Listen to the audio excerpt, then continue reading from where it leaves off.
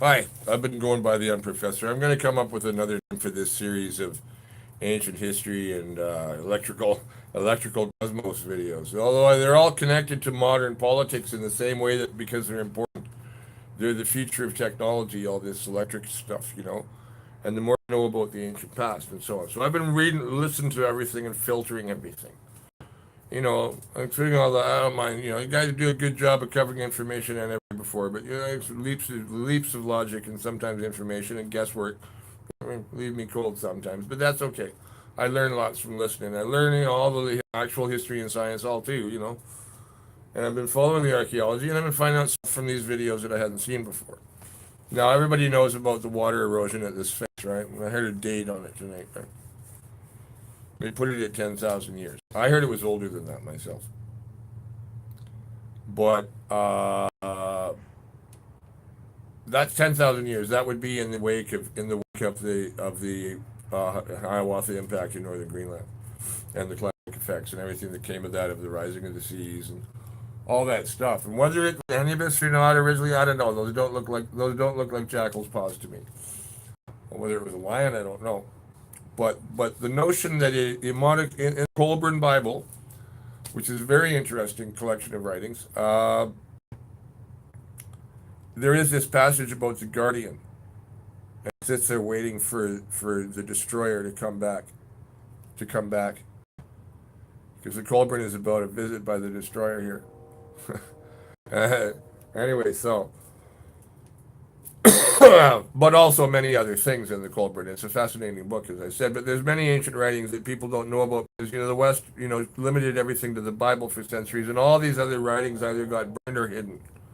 And like the Book of Enoch and others only survived in Ethiopia. And God knows what was burned in India by the Portuguese. Oh my God. You know, like the censorship in the Vatican is intense, over history, the same way the Romans were. The same way I see, the Dutch police picking up yellow vesters and beating up a woman before arresting her just for wearing a yellow vest, even she was nowhere near a protest. So they're censoring that revolution like they have other French revolutions. But I won't get into that right now. But because it's all interlinked to me. It's all the same thing. It's the same energies of ancient times all come down the ways, right? The trauma of the death of the world and our surviving it has haunted us. Our mythologies, our beliefs, our religions, our wars. Who we are, what we want to know, why we are. It's really, really a big subject. But it does go back now to these big events we know happened in human history, in our ancestors' history. 10,000 years ago, 12,000 years ago. And there's other dates. There's 1700 is a big one, and that I think is Syria. But Syria again, big, big, big volcanoes, like super volcanoes. Like Syria kind of was a super volcano, and so is Krakatoa, and Yellowstone. She's a big nasty.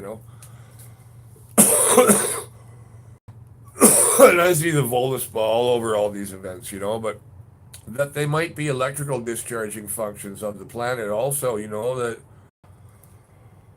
and but also it says that it let out a great sound. It let out a sound in ancient times. Well, you know what? It still does in modern times. It's called the statues of Memnon. They're farther up the Nile. They're said to be of Ramses II, but like everything else in Egypt, they've all had facelifts. Okay, all the Egyptian statues have had facelifts. Like we know the Sphinx has had its facelift. It's facelift. And some pharaohs have been chiseled out of existence, like Akhenaten, we only barely know about, kind of compared to what he did, and we just know this some of it. Um, but again, with the ancient world, we only know the tiniest fraction of information about the ancient world. We find out a lot, but we still don't know really what it was like. But we also don't know what was where Lower Egypt before the seas came up in 6,000 BC. Lower Egypt being the Nile Delta. Where was the shoreline? What other cities were there down there? And then the 12,500 shoreline. You know, and that apparently, I don't know. Atlantis wasn't destroyed till 10,500. So maybe Plato just got the timing wrong from the Egyptians. So, I mean, sounds a few thousand years. Who cares, right? But I think we really need to start looking, yes, and the scientific community and the academic community. I agree with all these videos, but they got to stop complaining about being ignored by the academic community, or they just won't being listened to. Just don't complain about them. Really present it, which I'm trying to do. From what I've learned, from what I hear from you and from all of them, everything. So that date 10,000 on the water erosion on the walls of the pit that the Sphinx is in. Like I said, I read it was crazy numbers on that. That when the Sahara was wet, and yeah, it was a savanna. It was green. That was before the cataclysm that wiped out all the giants. And could it just be that given the size of the of bears in North America, the size of the saber tooth, the size of the mammoth and the mastodon and sloths, giant sloths, could it be that they were intelligent? We know big birds are, big dogs in general. Why wouldn't ever something that big and I don't know. I just kind of see things. So things we don't have anymore. And I don't know. I watched this little Christian, recreate a bit of a Christian video, and then they started talking about this and that. And I went, I'll get that out of there. All Lucifer and stuff. Okay, I backed out at that point. But he talked about Moab, and in Samuel, how the Hebrew version preserves the original version that they measured down those who were giants and they killed them. In Moab, and then after that, the Moabites played tribute. But there is a history of the giants in Enoch. But also in all other religions, it's the same as the war in heaven. Like, oh, who's this guy? But also, because I'm a green, I'm very interested in the bioelectrics and the geoelectrics of Velikovsky theory. I really am. And also in terms of classics, what it means for Heracles and for research into the great temple of Hermes or the library of Hermes in Haran, Upper Chaldea. That there's all this other archaeology that we need to find ways to look under the sea. We need to find, like how we found Dwarka, we need to look around the lower shoreline of the Mediterranean and the lower shoreline of the Black Sea and the Baltic and Doggerland. Might be some stone out there. Maybe might have hauled some stone out there. Kind of crazy, but you might find henge, though. You might find a big henge. Might find a big wooden town. Might find Asgard that was, swallowed by the seas. No, it wasn't legend, but all kinds of places where Avalon, Leonas. Anyway, so legends are all there. They're all part of our family histories. All of our family histories. Your ancestors believed all these stories. This is your own history. So, science, this includes people in science. You should wake your minds up, and realize that take all that stuff, have a good look at it. If you're in astrophysics or geology or geography, history, and you think, academic history, even if you have your PhD and you're looking at this, who is this guy? Well, hey, I never got a degree because I couldn't play by the academic game. Because I think in all the fields at once, you see, and I always knew more about something than the professor I was talking to. It's awkward, and then I'd hear people get grades because of whatever reason. I won't get into it. But anyways, yeah, I've had a different kind of life, but I've learned lots along the way, and I still learn all the time. So I've been calling myself the unprofessor, like I said, the uncola. So I don't mean to talk about myself. I'm just explaining why I know what I know. I'm digesting everything I've been deciding to watch about all this stuff to find out. Once I heard about the Hiawatha, I started looking at it more. It has all kinds of implications on the history of human history and what I already know about where people were and so on. And now it's okay, well, we have this whole era now between 12,800 and we have some of it above land in 6,000 BC, 12,800, 20,800 actually, an original shoreline at 20,800. And Polynesia would have been the continent that James Churchward talks about. And I know they say India also. There's all these different theories about it, but the seas were much lower because all the water was in the ice. And all the water was in the ice because I believe that the ice age is some kind of static effect. And the scary part of what I think I realized, as I said in my previous video somewhere, that the theory of harmonics that I know, which Widow talked about, the harmony of the spheres, but the war in heaven, let's just call it that, it has many names and many descriptions and all the mythology that turns up in, and it pretty much turns up in I really don't know with Native American and First Nations mythologies and stuff, but I'm sure things like it, there is an Aboriginal Australian culture. Um, these stories about, great upheavals in the world, of course there were. We had the Transformers here, now that I think about it, and Coyote transforming the land. Yeah, slop, sure. You had to be. So there was. So we have this common memory, and it's all we have as a subjective evidence of the past within our own collective legacy. And they're not just ravings and books. They're things people thought were important enough to write down. So, all very interesting, all very interesting. But I'll get back to Memnon in the title of the video, and I'll close this. I'll try to end this and make it a short one. Because I tend to ramble on, as anybody who's watched one of mine will by now will have realized. Statues of Memnon, there's two of them. I think there's somewhere up towards Abu Simbel. They're sort of north of there a bit, I think. I think they had to move too. Yeah, they had to be cut up and moved too, but they'd stood since ancient times. I don't know what they've sang since they were moved, but there's a famous line. Is it Byron? Pound? One of the 19th century poets. For I am Ozymandias, king of kings. And that's the line of the poem that I just spaced out on. Is he lived forever when King, I'm Ozymandias, king of kings. I wish I could do it for you. I'm sorry. It's been many years. Same as I wanted to do Gerald Manley Hopkins the other, about the frontiers of Heraclitean fire. There's so much beautiful poetry that's often very metaphysical. This is the thing about Plato and what I was trying to say about the harmonics. In planetary electrics, and this whole idea of the war in heaven and these big ion bolts passing between plasma ions, passing between planets and scarring them and lashing them and melting our ice caps, which were probably functioning very effectively as superconductor poles over our magnetic poles, which is exactly what they would be. And the magnetite might be formed on meteorites, but it might be formed like on frying. So I don't know the isotopic composition of those meteorites. Somebody can tell me maybe. But maybe they're not from Mars. Maybe they're from here. Maybe they're just like on-site melted magnetite at the magnetic poles. But they occur in other parts of the planet, but they could be tossed up and tossed that down. Something could go up and screw it around and come back down. I don't know. I don't know enough about astronomy in terms of what they know about meteorites.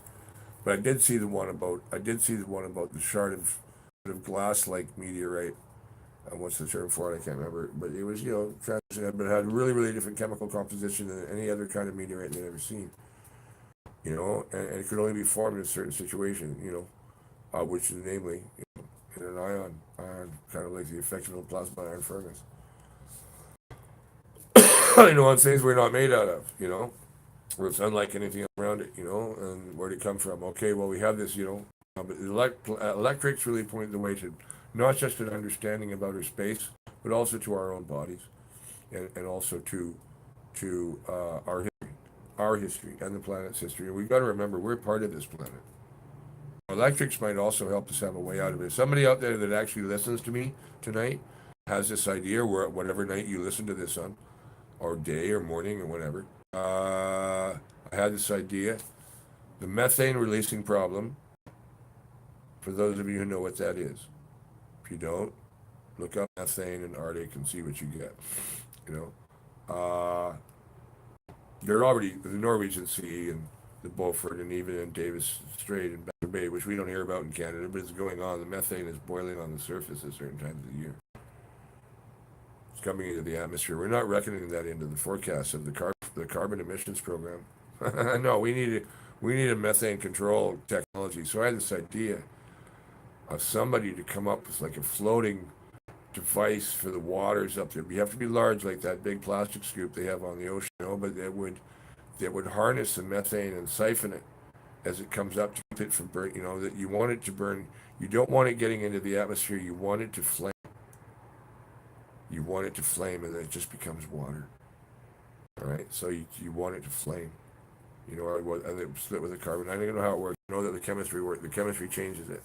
What is it? I think CH3. I'm sorry. I don't know my chemistry. I think it is CH3.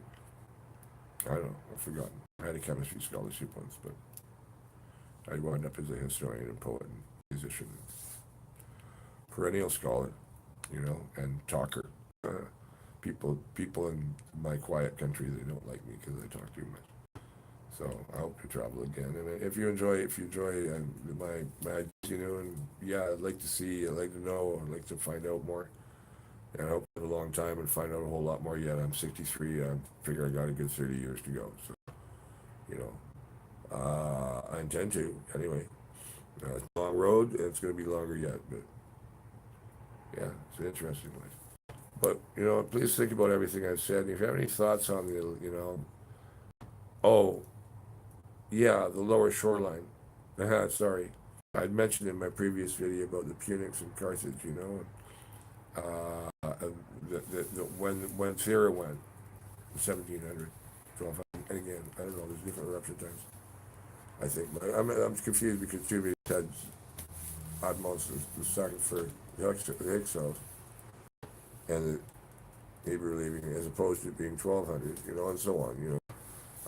There's different chronologies even for all the new information that I've been finding.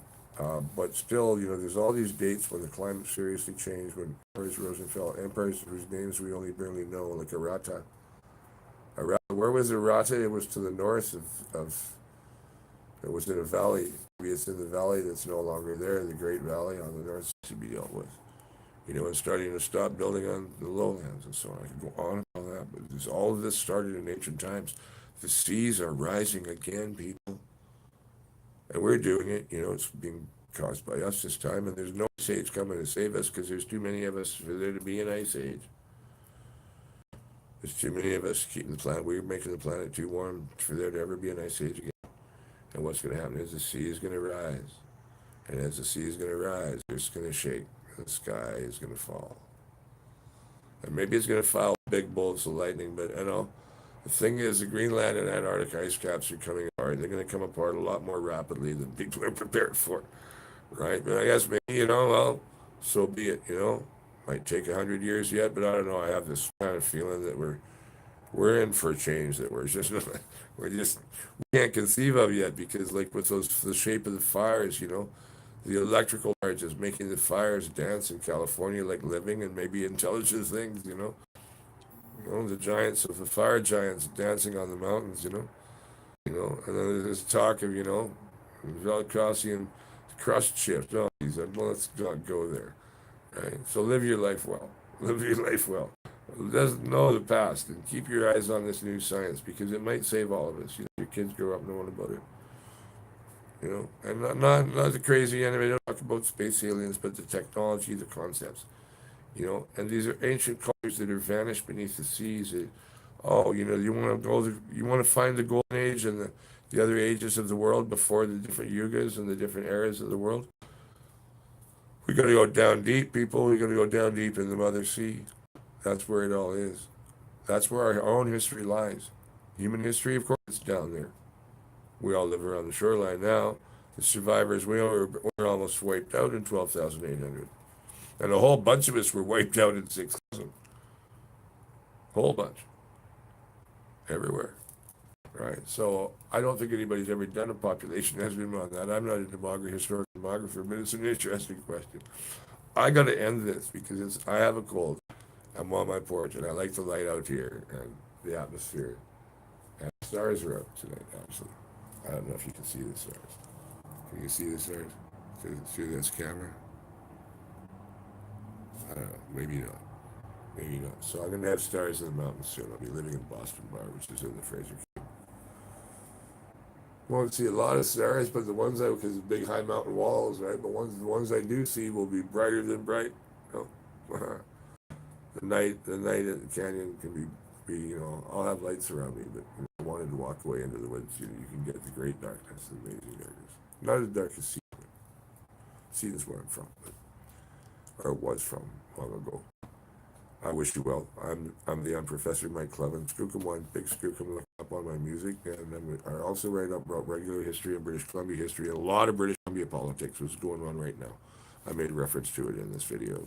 Please, if you're on around the world, in America, Britain, or France, or wherever you are. And I'm sorry I'm not doing some French. I can, but I'm just have so much to do, and I'm focused on what I'm finding out in English. But yeah, the thing about the Sphinx is not what in the garden reliable. Anyways, honest, true. You can trust the guy, or he might be like big and crazy and mossy. Screw him. Anyways, good night.